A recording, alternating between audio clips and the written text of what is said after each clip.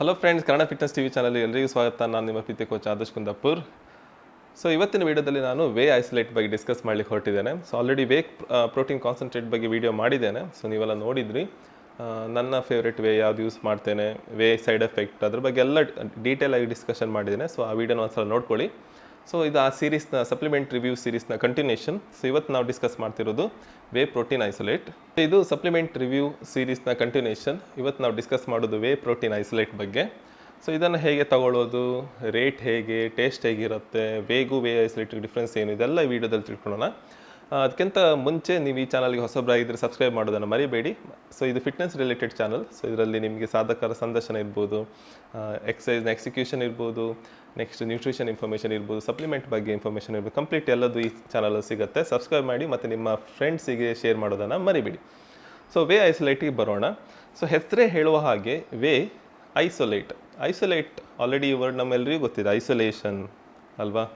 So isolation ಅಂದರೆ ಎಲ್ಲರಿಂದ ಹೊರತುಪಡಿಸಿ ಒಬ್ಬರನ್ನ ತೆಗೆಯೋದು ಅಂತ, ತೆಗೆದು ಒಂದು ಕಡೆ ಇಡೋದು. ಸೊ ವೇ ಪ್ರೋಟೀನ್ ಐಸೋಲೇಟ್ ಅಂದರೂ ಕೂಡ ಅಷ್ಟೇ, ವೇ ಪ್ರೋಟೀನ್ ಕಾನ್ಸಂಟ್ರೇಟಿಂದ ವೇಯನ್ನು ತೆಗಿಬೇಕು. ಹಾಗಾದರೆ ಬೇರೆ ಯಾರೆಲ್ಲ ಇದ್ದಾರೆ ವೇ ಒಟ್ಟಿಗೆ? ವೇಯಲ್ಲಿ ಫ್ಯಾಟ್ ಇರುತ್ತೆ ಸ್ವಲ್ಪ, ಮತ್ತು ಕಾರ್ಬೋಹೈಡ್ರೇಟ್ ಇರುತ್ತೆ. ಸೊ ಮೇನ್ಲಿ ಲ್ಯಾಕ್ಟೋಸ್ ಇರುತ್ತೆ ಅದರಲ್ಲಿ. ಸೊ ಅದನ್ನು ತೆಗೆದು ರಿಮೂವ್ ಮಾಡಿ ಫಿಲ್ಟರ್ ಮಾಡಿ ಬರೀ ವೇ ಪ್ರೋಟೀನನ್ನು ತೆಗೆದ್ರೆ ಆಗ ನಾವು ಅದನ್ನು ವೇ ಪ್ರೋಟೀನ್ ಐಸೋಲೇಟ್ ಅಂತೇವೆ. ಆಯಿತಾ? ಸೊ ಡಿಫ್ರೆನ್ಸ್ ಏನು ವೇ ಮತ್ತು ವೇ ಪ್ರೋಟೀನ್ ಐಸೋಲೇಟಿಗೆ? ಸೊ ನೀವು ಮಾರ್ಕೆಟಲ್ಲಿ ಹೋಗಿ ವೇ ತೊಗೊಳ್ಬೇಕಾ, ವೇ ಪ್ರೋಟೀನ್ ಐಸೋಲೇಟ್ ತೊಗೊಳ್ಬೇಕಾ? ಸೊ ಈ ಕನ್ಫ್ಯೂಷನ್ ಬಂದಾಗ ಆ ಡಿಫ್ರೆನ್ಸ್ ಬೇಕಾಗತ್ತೆ. ಸೊ ನೋಡಿ, ಟ್ರೆಡಿಷ್ನಲ್ ವೇ, ಸೊ ನಾರ್ಮಲ್ ಆಗಿ ಸಿಗುವ ಯಾವುದೇ ವೇ ತೊಗೊಳ್ಳಿ, ವೇ ಪ್ರೋಟೀನ್ ಕಾನ್ಸಂಟ್ರೇಟ್ ತೊಗೊಳ್ಳಿ, 70-80% ವೇ ಇರುತ್ತೆ. ಆಯಿತಾ? ಸೊ ನೀವು 1 kg ವೇ ಪ್ರೋಟೀನ್ ಕಾನ್ಸಂಟ್ರೇಟ್ ತೊಗೊಂಡ್ರೆ ಅದರಲ್ಲಿ 700 ಗ್ರಾಮ್ ಪ್ರೋಟೀನ್ ಸಿಗುತ್ತೆ, ಅಥವಾ 800 ಗ್ರಾಮ್ ಪ್ರೋಟೀನ್ ಸಿಗುತ್ತೆ. ಸೊ ಹತ್ತತ್ರ 33-35 ಗ್ರಾಮ್ ಒಂದು ಸ್ಕೂಪಲ್ಲಿ ನಿಮಗೆ 24-22 ಗ್ರಾಮ್ ಪ್ರೋಟೀನ್ ಸಿಗುತ್ತೆ. ಅದು ವೇ ಪ್ರೋಟೀನ್ ಕಾನ್ಸಂಟ್ರೇಟಲ್ಲಿ. ಅದೇ ನೀವು ವೇ ಐಸೋಲೇಟಿಗೆ ಹೋದಾಗ, ಸೊ ವೇ ಐಸೋಲೇಟ್ 90% ಪ್ರೋಟೀನ್ ಇರುತ್ತೆ. ಅಂದರೆ 1 kg ವೇ ಐಸೋಲೇಟ್ ತೊಗೊಂಡ್ರೆ ನೀವು ಅದರಲ್ಲಿ 900 ಗ್ರಾಮ್ ಪ್ರೋಟೀನ್ ಇರುತ್ತೆ. So normal 1 kg whey protein ಕಾನ್ಸಂಟ್ರೇಟಿಗೂ ವೇ ಐಸೋಲೇಟಿಗೆ ಡಿಫ್ರೆನ್ಸ್ ಏನು? 100-200 ಗ್ರಾಮ್ ಜಾಸ್ತಿ ಪ್ರೋಟೀನ್ ಇರುತ್ತೆ. ಆಯಿತಾ? ಸೊ ಇನ್ನೊಂದು ಡಿಫ್ರೆನ್ಸ್ ಏನಂದರೆ, ನ್ಯೂಟ್ರಿಷನಲ್ ವೈಸ್ ನಾವು ಹೇಳೋದಾದರೆ, ವೇ ಐಸೋಲೇಟಲ್ಲಿ ಕಾರ್ಬ್ 1 ಪರ್ ಸರ್ವಿಂಗಿಗೆ ಲೆಸ್ ದೆನ್ 1 ಗ್ರಾಮ್ ಇರುತ್ತೆ, ತುಂಬ ಕಡಿಮೆ. ಮತ್ತು ಲ್ಯಾಕ್ಟೋಸ್ ಕೂಡ ನೆಗ್ಲಿಜಿಬಲ್, ಸೊ ಆಲ್ಮೋಸ್ಟ್ ರಿಮೂವ್ ಆಗಿರುತ್ತೆ. ಕೊಲೆಸ್ಟ್ರಾಲ್ 0 ಇರುತ್ತೆ. ನೆಕ್ಸ್ಟು ಫ್ಯಾಟ್ ಕೂಡ ರಿಮೂವ್ ಆಗಿರುತ್ತೆ. ಸೊ ತುಂಬ ಲೀನ್ ಆಗಿರೋ protein whey protein isolate. So next difference ಗೊತ್ತಾಯಿತು ನಿಮಗೆ. ವೇ ಪ್ರೋಟೀನ್ ಕಾನ್ಸಂಟ್ರೇಟಲ್ಲಿ ಫ್ಯಾಟ್ ಸ್ವಲ್ಪ ಕಾರ್ಬೋಹೈಡ್ರೇಟ್ ಇರುತ್ತೆ. ನೆಕ್ಸ್ಟು ವೇ ಪ್ರೋಟೀನ್ 70-80% ಇರುತ್ತೆ. ಅದೇ ವೇ ಪ್ರೋಟೀನ್ ಐಸೋಲೇಟಲ್ಲಿ ಕಾರ್ಬ್ ಲೆಸ್ ದೆನ್ 1 ಗ್ರಾಮ್ ಇರುತ್ತೆ, ಫ್ಯಾಟ್ 0 ಇರುತ್ತೆ, ಕೊಲೆಸ್ಟ್ರಾಲ್ 0 ಇರುತ್ತೆ, ಮತ್ತು 90% ಪ್ರೋಟೀನ್ ಇರುತ್ತೆ. ಸೊ ಪ್ರೋಟೀನ್ ಜಾಸ್ತಿ. ಹಾಗಿರೋದ್ರಿಂದ ಅಮಿನೋ ಆ್ಯಸಿಡ್ ಪ್ರೊಫೈಲ್ ನೀವು ವೇ ಪ್ರೋಟೀನಿದು ಮತ್ತು ವೇ ಪ್ರೋಟೀನ್ ಐಸೋಲೇಟ್ ಕಂಪೇರ್ ಮಾಡಿದಾಗ ಅಮಿನೋ ಆ್ಯಸಿಡ್ಸ್ ಜಾಸ್ತಿ ಇರುತ್ತೆ ಪರ್ ಸರ್ವಿಂಗ್. ಆಯಿತಾ? ಸೊ ಇದೊಂದು ಕೀ ಡಿಫ್ರೆನ್ಸ್. ನೆಕ್ಸ್ಟು ಟೇಸ್ಟ್ ಬಗ್ಗೆ ಬರುವ. So taste way protein concentrate taste ಚೆನ್ನಾಗಿರುತ್ತೆ. ಯಾಕಂದರೆ ಅದ್ರಲ್ಲಿ ಫ್ಯಾಟ್ ಉಂಟು ಮತ್ತು ಅದರಲ್ಲಿ ಎಕ್ಸ್ಟ್ರಾ ಕಾರ್ಬ್ಸ್ ಇರೋದ್ರಿಂದ ಟೇಸ್ಟ್ ಚೆನ್ನಾಗಿರುತ್ತೆ. ಅದೇ ವೇ ಐಸೋಲೇಟ್ನ ಟೇಸ್ಟ್ ತುಂಬ ಬ್ಲ್ಯಾಂಡ್, ಅದಷ್ಟು ತುಂಬ ಟೇಸ್ಟ್ ಇರೋದಿಲ್ಲ ಐಸೋಲೇಟ್. ಸೊ ಇದೊಂದು ಕೀ ಡಿಫ್ರೆನ್ಸ್ ನೆನ್ಪಿಟ್ಕೊಳ್ಬೇಕು. So taste wise whey protein concentrate ಚೆನ್ನಾಗಿರುತ್ತೆ. Taste wise whey protein isolate ಅಷ್ಟು ಚೆನ್ನಾಗಿರಲ್ಲ, ಸ್ವಲ್ಪ ಸಪ್ಪೆ ಅನಿಸ್ಬೋದು ನಿಮಗೆ. ಆಯಿತಾ? ನೆಕ್ಸ್ಟ್ ರೇಟಿಗೆ ಹೋಗುವ. ಸೊ ಈಗ ಬೇರೆ ಬೇರೆ ಬ್ರ್ಯಾಂಡ್ನ ರೇಟ್ನ ಚೆಕ್ ಮಾಡಿದೆ. ಸೊ ಈಗ ಫಾರಿನ್ ಬ್ರ್ಯಾಂಡ್ ಒಂದು ಫೇಮಸ್ ಬ್ರ್ಯಾಂಡ್ ಇದೆ, ಸೊ ಹೆಸರು ಹೇಳಲ್ಲ ನಾನು. ಸೊ ಅದರ ರೆಗ್ಯುಲರ್ ವೇಗೆ 2.27 kg 2 kg 270 ಗ್ರಾಮಿಗೆ ಹತ್ತತ್ರ 5,500 ರೂಪಾಯಿ ಇದೆ. ಅದೇ ಬ್ರ್ಯಾಂಡ್ನ ವೇ ಐಸೋಲೇಟ್ 750 ಗ್ರಾಮಿಗೆ ಹತ್ತತ್ರ 3,000 ರೂಪಾಯಿ ಇದೆ. ಹಾಗಿರೋದ್ರಿಂದ ಐಸೋಲೇಟ್ ಬೈ ಮಾಡುವಾಗ ನೀವು ಫಾರಿನ್ ಬ್ರ್ಯಾಂಡ್ ಬೈ ಮಾಡಿದರೆ ರೇಟ್ ಸ್ವಲ್ಪ ಜಾಸ್ತಿ ಇರುತ್ತೆ. ಆಯಿತಾ? ಕೆಲವು ಸಲ ಡಬಲ್ ಕೂಡ ಇರ್ಬೋದು. ಅದೇ ಇಂಡಿಯನ್ ಬ್ರ್ಯಾಂಡ್ ನೀವು ಹೋದರೆ ಆ್ಯಸಿಟೀಸ್ ಇರ್ಬೋದು, ಅಥವಾ ಮಸಲ್ ನೆಕ್ಟರ್ ಇರ್ಬೋದು, 1 kg ವೇಗೆ 1,200 ಇದ್ದರೆ, 1,200 1,300 ಇದ್ದರೆ, ಐಸೋಲೇಟಿಗೆ 1,500 1,700ವರೆಗೆ ಇರುತ್ತೆ. ತುಂಬ ಡಿಫ್ರೆನ್ಸ್ ಏನಿರಲ್ಲ. ಸೊ ರೇಟ್ ವೈಸ್ ನೀವು ನೋಡಿದರೆ ಇಂಡಿಯನ್ ಬ್ರ್ಯಾಂಡ್ನ ವೇ ಪ್ರೋಟೀನ್ ಮತ್ತು ವೇ ಪ್ರೋಟೀನ್ ಐಸೋಲೇಟ್ ಆಲ್ಮೋಸ್ಟ್ ಹತ್ರ ಇರುತ್ತೆ. ಸೊ ಅಂಥ ದೊಡ್ಡ ಡಿಫ್ರೆನ್ಸ್ ಇಲ್ಲ. ಓಕೆ, ಸೊ ರೇಟ್ ಕೂಡ ಗೊತ್ತಾಯ್ತು ನಮಗೆ. ಹಾಗಾದರೆ ಯಾರು ವೇ ಪ್ರೋಟೀನ್ ಐಸೋಲೇಟನ್ನು ಯೂಸ್ ಮಾಡಬೇಕು? ಸೊ ಫಸ್ಟು, ಸೊ ಯಾರಿಗೆಲ್ಲ ವೇ ಪ್ರೋಟೀನ್ ಕಾನ್ಸಂಟ್ರೇಟ್ ಕುಡಿದ್ರೆ ಹೊಟ್ಟೆ ಉಬ್ಬರಿಸಿದಾಗ ಆಗೋದು, ಆಯಿತಾ, ಅಷ್ಟು ಚೆನ್ನಾಗಿ ಡೈಜೆಷನ್ ಆಗ್ತಾಯಿಲ್ಲ, ಸೊ ಅಂಥವರು ಐಸೋಲೇಟನ್ನು ಯೂಸ್ ಮಾಡ್ಬೋದು. ಇನ್ನು ಲ್ಯಾಕ್ಟೋಸ್ ಇಂಟಾಲರೆನ್ಸ್ ಅಂತೇವೆ, ಕೆಲವರಿಗೆ ಹಾಲಿನ ಪದಾರ್ಥಗಳನ್ನು ಜೀರ್ಣ ಮಾಡ್ಕೊಳ್ಳೋ ಶಕ್ತಿ ಕಮ್ಮಿ ಇರುತ್ತೆ, ಅವ್ರಿಗೆ ಬ್ಲೋಟ್ ಆಗುತ್ತೆ, ಆಯಿತಾ. ಸೊ ಅಂಥವರು ಲ್ಯಾಕ್ಟೋಸ್ ಇಂಟಾಲರೆನ್ಸ್ ಇದ್ದವರು ಕೂಡ ವೇ ಪ್ರೋಟೀನ್ ಐಸೋಲೇಟನ್ನು ಯೂಸ್ ಮಾಡ್ಬೋದು. ಸೊ ಇನ್ನೊಂದು, ಹೆಚ್ಚಾಗಿ ನಾವು ಬಾಡಿ ಬಿಲ್ಡರ್ಸ್ ಕಟ್ಟಿಂಗ್ ಸೀಸನಲ್ಲಿ, ಅಂದರೆ ಆಫ್ ಸೀಸನಲ್ಲಿ ವೇ ಪ್ರೋಟೀನ್ ಯೂಸ್ ಮಾಡ್ತಾರೆ. ಸೊ ಇನ್ನೇನು ಕಾಂಟೆಸ್ಟ್ ಹತ್ತಿರ ಬರ್ತಾ ಇದೆ, ಸೊ ಕಟ್ಟಿಂಗ್ ಸೀಸನಿಗೆ ಹೋದಾಗ ಆಗ ವೇ ಪ್ರೋಟೀನ್ ಐಸೋಲೇಟನ್ನು ಯೂಸ್ ಮಾಡ್ತಾರೆ, ಆಯಿತಾ. ಇನ್ನು ವೆಜಿಟೇರಿಯನ್ಸ್, ಸೊ ದಿನಕ್ಕೆ 1, 2, 3ಕ್ಕಿಂತ ಜಾಸ್ತಿ ಸ್ಕೂಪ್ ಅಥವಾ 2ಕ್ಕಿಂತ ಜಾಸ್ತಿ ಸ್ಕೂಪ್ ವೇ ಪ್ರೋಟೀನಿಂದ ಅವರ ಪ್ರೋಟೀನ್ ಮ್ಯಾಕ್ರೋಸ್ ಹಿಟ್ ಮಾಡ್ತಾರಲ್ಲ, ಸೊ ಅಂಥ ವೆಜಿಟೇರಿಯನ್ಸು ನಿಮ್ಮ ವೇ ಪ್ರೋಟೀನ್ ಕಾನ್ಸಂಟ್ರೇಟ್ ತೊಗೊಳೋದಕ್ಕಿಂತ ಐಸೋಲೇಟ್ ತೊಗೊಳೋದು ಒಳ್ಳೆಯದು. ಯಾಕಂದರೆ ಡೈಜೆಷನ್ ಚೆನ್ನಾಗಿರುತ್ತೆ.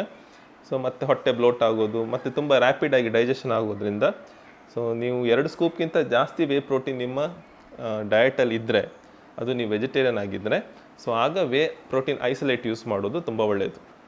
ಇನ್ನು ರೇರ್ ಕೇಸಲ್ಲಿ ಕೊಲೆಸ್ಟ್ರಾಲ್, ಸೊ ಅದ್ರ ಬಗ್ಗೆ ತುಂಬ ರಿಸರ್ಚ್ ಇದೆ, ಫುಡ್ಡಿಂದ ಬರಲ್ಲ ಅದೆಲ್ಲ ಹೌದು. ಸೊ ಇನ್ ಕೇಸ್ ನೀವು ಕೊಲೆಸ್ಟ್ರಾಲ್ ಕಾನ್ಷಿಯಸ್ ಇದ್ದರೆ, 0 ಕೊಲೆಸ್ಟ್ರಾಲ್ ಬೇಕು ನನಗೆ ಅಂತಿದ್ರೆ, ಸೊ ಆಗ ನೀವು ವೇ ಐಸೋಲೇಟನ್ನು ಯೂಸ್ ಮಾಡ್ಬೋದು. ಇನ್ನು ತುಂಬ ಕ್ಯಾಲರಿ ಕೌಂಟ್ ಮಾಡ್ತಾರೆ ಕೆಲವರು, ಸೊ ಬಾಡಿ ಬಿಲ್ಡರ್ಸ್ ಅಲ್ಲ, ರೆಗ್ಯುಲರ್ ಪರ್ಸನ್ಸೇ. ಸೊ ತುಂಬ ಕ್ಯಾಲರಿ ಕೌಂಟ್ ಮಾಡ್ತಾರೆ, ಫೈಬರು ಕ್ಯಾಲ್ಕುಲೇಟ್ ಮಾಡ್ತಾರೆ, ಎಲ್ಲದು ಮ್ಯಾಕ್ರೋಸ್ ಪರ್ಫೆಕ್ಟ್ ಇರಬೇಕು, ಸೊ ಆದಷ್ಟು ಕಮ್ಮಿ ಕಾಫ್ ತಿನ್ನಬೇಕು, ಕಮ್ಮಿ ಫ್ಯಾಟ್ ತೊಗೊಳ್ಬೇಕು, ಪ್ರೋಟೀನ್ ಜಾಸ್ತಿ, ಇಂಥದ್ದೆಲ್ಲ ಪ್ಲ್ಯಾನ್ ಇರುವವರು, ಸೊ ಅಂಥವ್ರು ಕೂಡ, ತುಂಬ ಕ್ಯಾಲರಿ ಕಾನ್ಷಿಯಸ್ ಇದ್ದವರು ಕೂಡ ವೇ ಪ್ರೋಟೀನ್ ಐಸೋಲೇಟನ್ನು ಯೂಸ್ ಮಾಡ್ಬೋದು. ಸೊ ನೆಕ್ಸ್ಟು, ನಾರ್ಮಲಾಗಿ ವೇ ಪ್ರೋಟೀನ್ ಐಸೋಲೇಟನ್ನು ಹೇಗೆ ಯೂಸ್ ಮಾಡೋದು? ಇದು ಒಂದು ದೊಡ್ಡ ಕ್ವಶನ್. ಯಾಕಂದರೆ ಇದು ತುಂಬ ರ್ಯಾಪಿಡಾಗಿ ಡೈಜೆಷನ್ ಆಗಿ ಬ್ಲಡ್ ಸ್ಟ್ರೀಮಲ್ಲಿ ಎಂಟ್ರ್ ಆಗೋದ್ರಿಂದ ಪ್ರೋಟೀನ್, ಸೊ ಇದನ್ನು ಆಫ್ಟರ್ ವರ್ಕೌಟ್ ತೊಗೊಂಡ್ರೆ ತುಂಬ ಒಳ್ಳೆಯದು. ಎನಿ ಟೈಮ್ ತೊಗೊಳ್ಬೋದು ವೇ ಪ್ರೋಟೀನ್ ಐಸೋಲೇಟ್, ಅದಕ್ಕೇನು ತೊಂದರೆ ಇಲ್ಲ. ಸೊ ಆಫ್ಟರ್ ವರ್ಕೌಟ್ ನೀವು ವೇ ಪ್ರೋಟೀನ್ ಐಸೋಲೇಟ್ ತೊಗೊಂಡ್ರೆ ಅದರ ಅಬ್ಸಾರ್ಪ್ಷನ್ ಬೇಗ ಇರೋದ್ರಿಂದ ನಿಮ್ಮ ರಿಕವರಿ ಚೆನ್ನಾಗಿರುತ್ತೆ, ನಿಮ್ಮ ಮಸಲ್ ಪ್ರೋಟೀನ್ ಸಿಂಥಸಿಸ್ ಬೇಗ ಟ್ರಿಗರ್ ಆಗುತ್ತೆ, ಸೊ ಅಬ್ಸಾರ್ಪ್ಷನ್ ಬೇಗ, ಮಾರನೇ ದಿನ ಬಾಡಿ ಪೇನ್ ಕೂಡ ಕಡಿಮೆ ಇರುತ್ತೆ. ಸೊ ಗ್ರಾಫ್ ಕೊಟ್ಟಿರ್ತೇನೆ ನಿಮಗೆ, ಸೊ ಬೇರೆ ಬೇರೆ ಪ್ರೋಟೀನ್ನ ಅಬ್ಸಾರ್ಪ್ಷನ್ ಮತ್ತು ರೇಟನ್ನು ತೋರಿಸುವ ಗ್ರಾಫ್ ಇಲ್ಲಿದೆ. ಸೊ ನೆಕ್ಸ್ಟು, ಹೇಗೆ ತಗೊಳ್ಬಾರ್ದು?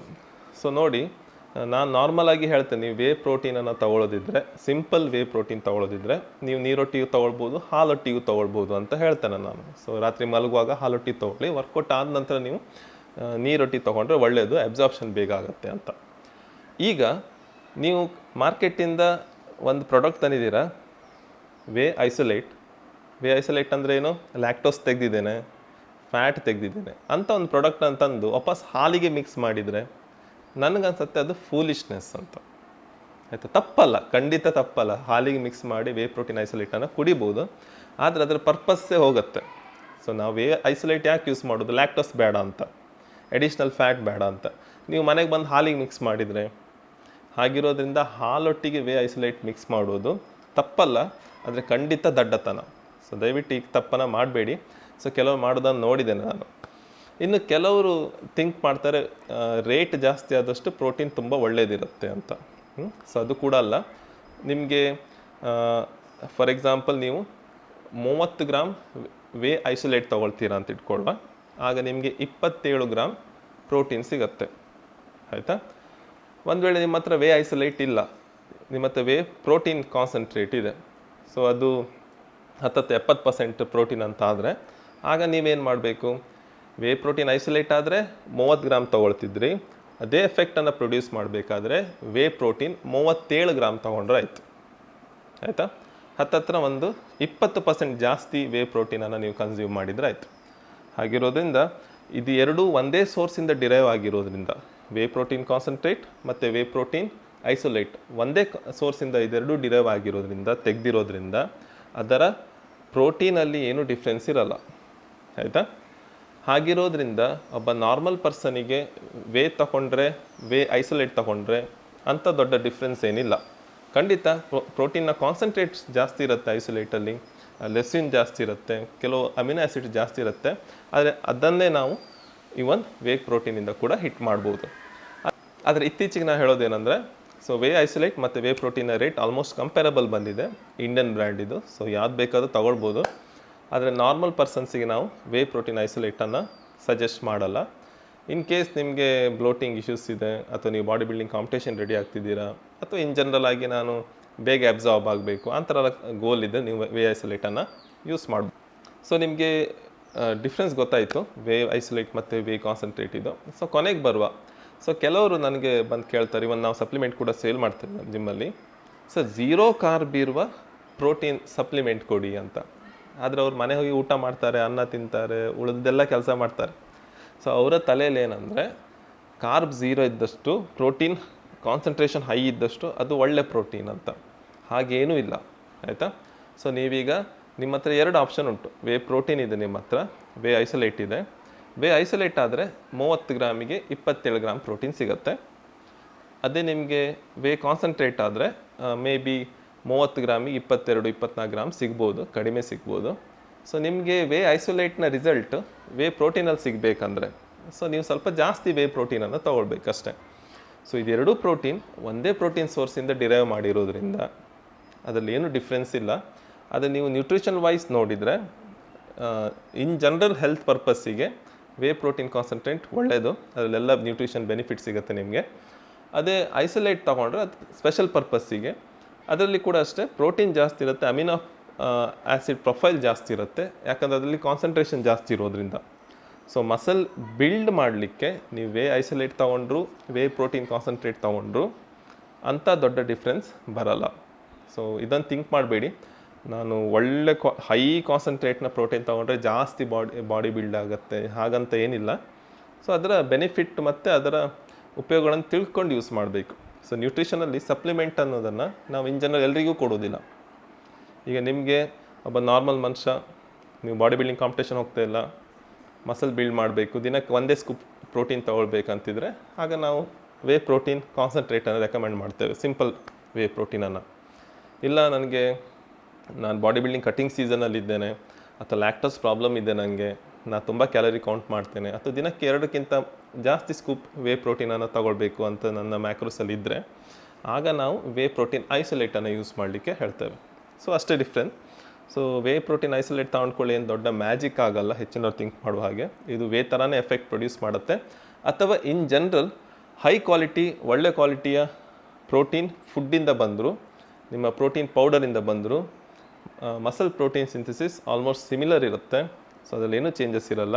ಸೊ ಇಡೀ ದಿನದ ಪ್ರೋಟೀನ್ ರಿಕ್ವೈರ್ಮೆಂಟ್ ಇಂಪಾರ್ಟೆಂಟ್, ಅದರ ಪ್ರೋಟೀನ್ನ ಕ್ವಾಲಿಟಿ ಇಂಪಾರ್ಟೆಂಟ್, ಮತ್ತು ನಿಮ್ಮ ವರ್ಕೌಟ್ ಹೇಗೆ ನೀವು ಇಂಟೆನ್ಸ್ ಆಗಿ ಮಾಡ್ತೀರ ಅದು ಇಂಪಾರ್ಟೆಂಟ್. ಸೊ ಇದೆಲ್ಲ ನೀವು ತಲೆಯಲ್ಲಿ ಇಟ್ಕೊಳ್ಳಿ. ಸೊ ನೆಕ್ಸ್ಟ್ ವೀಡಿಯೋದಲ್ಲಿ ನಾನು ನಿಮಗೆ ಹೈಡ್ರೋಲೈಸ್ಡ್ ವೇ ಪ್ರೋಟೀನ್ ಬಗ್ಗೆ ಹೇಳಲಿಕ್ಕಿದ್ದೇನೆ.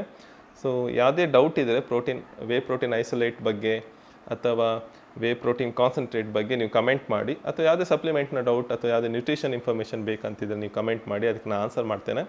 ಮತ್ತು ಈ ವಿಡಿಯೋನ ನಿಮ್ಮ ಫ್ರೆಂಡ್ಸಿಗೆ ಶೇರ್ ಮಾಡೋದನ್ನು ಮರಿಬೇಡಿ. ಸೊ ನೆಕ್ಸ್ಟ್ ವೀಡಿಯೋದಲ್ಲಿ ಹೈಡ್ರೋ ವೇಒಟಿ ನಿಮಗೆ ಸಿಗ್ತೇನೆ. ಅಲ್ಲಿವರೆಗೆ ವರ್ಕೌಟ್ ಮಾಡ್ತಾಯಿರಿ, ಪ್ರೋಟೀನ್ ಇಂಟೇಕ್ಸ್ ಚೆನ್ನಾಗಿ ಹಿಟ್ ಮಾಡಿ.